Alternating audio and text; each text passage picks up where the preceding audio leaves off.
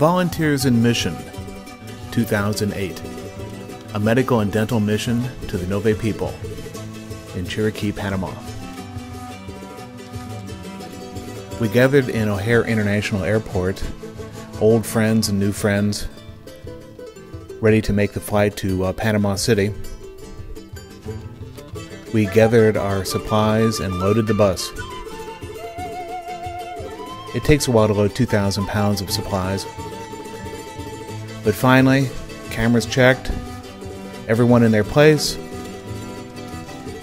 and we're on our way to David, crossing the Centennial Bridge and the Panama Canal.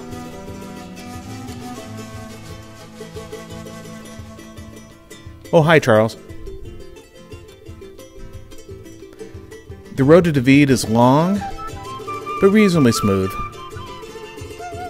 We had to stop periodically to tie down the load. This is the dry season, so wildfires punctuated the route, and we arrived in the clinic area right during rush hour.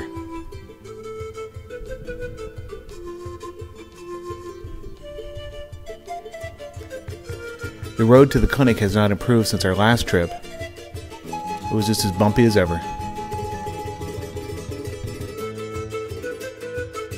But that didn't stop the Ngobe from gathering hours before we got there.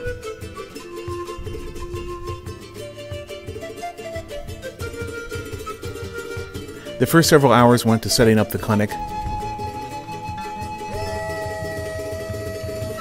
Charles made a quick repair of the autoclave, and we went about setting up. This would become the pharmacy. Here's Harvey putting a few last items in place, and used the autoclave to sterilize the dental instruments,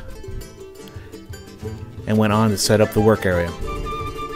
Ours was the first medical mission since the bridge collapse connecting the Ngobe to the clinic area, but the fallen bridge didn't stop the Ngobe.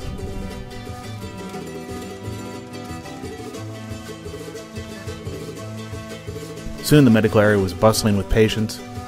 Here's Barry examining an infant. This is me with David, my translator, talking to a family. Jordan with the patient. Rich and Rosa kept the front end moving. And here's Debbie taking vital signs and heading up triage. Something very new this year, Jane put together a health facilitators class. Volunteers from among the Ngobe sat through 5 days of intensive classes on various health issues to try to improve the health of their people in the long spans between medical mission trips. Jane put a huge amount of time assembling a textbook, which was particularly challenging since most of the students were illiterate. Panamanian government sent a vaccination technician to serve the people while we were there. We expanded the medical laboratory quite a bit this year, adding several new tests. We kept Kay very busy. It seems every year we have at least one ingrown toenail to treat. She's very happy that that procedure's over. And they cooked lunch again for the Ngobe. All the time, more walked in. The health class covered various aspects of collecting and purifying water,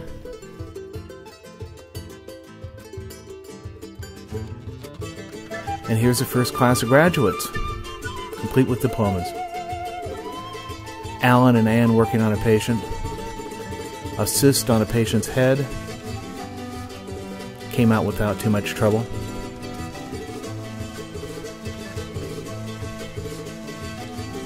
Another very important service we gave to the Ngobe were glasses. Here's John distributing glasses.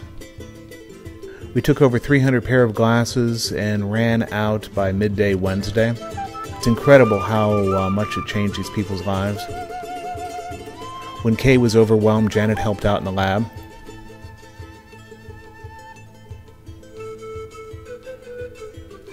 And when the waiting area overflowed, the Ngobe took advantage of whatever shade they could find. The Panamanian sun is impressive. Here's Rosa keeping track of the patients. Here's a very tired mom.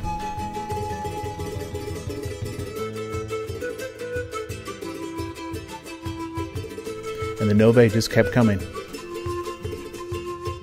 David, who was my main translator, was called away one day. So Jesus, a 16-year-old volunteer, stepped up to translate. By the end of the day, he was ready for a break. And so was John. These were long days, and everybody was tired by the time the last patient was seen. It had been 9 months since the last medical team had been through, and clearly the Ngobe had suffered for it. The people were sicker. We had 5 admissions, had 1 case of acute rheumatic fever, many uncontrolled high blood pressures, and we did what we could for everyone. Probably 20% of the people were not actually sick, but they needed treatment for parasites and wanted vitamins and some of the other things we had to give away, and we're happy to do it. Here we see Janet, who was the first of our group to go Ngobe, wearing a traditional Ngobe straw hat. Charles quickly got into the act, but Braun took going Ngobe to a whole new level. Ngobe traditional folk dancing will never be the same.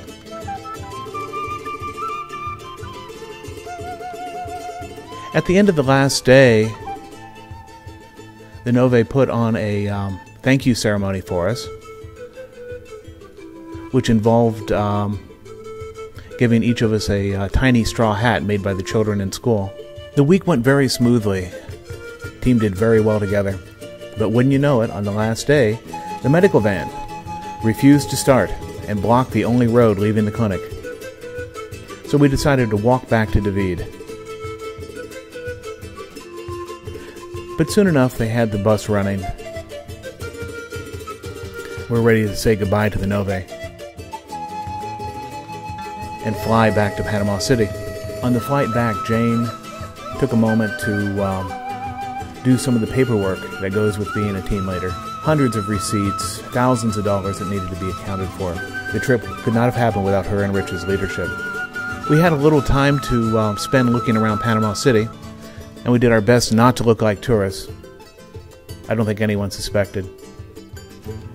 It's hard to describe the feelings that come with being part of a trip like this, serving the very old and the very young. Seeing what a hard life under harsh conditions does to people over time. It seemed like we could not possibly do enough, but every little bit we did made a huge difference. We were able to help those folks, even spread a little joy, before we went back to our lives and they went back to theirs.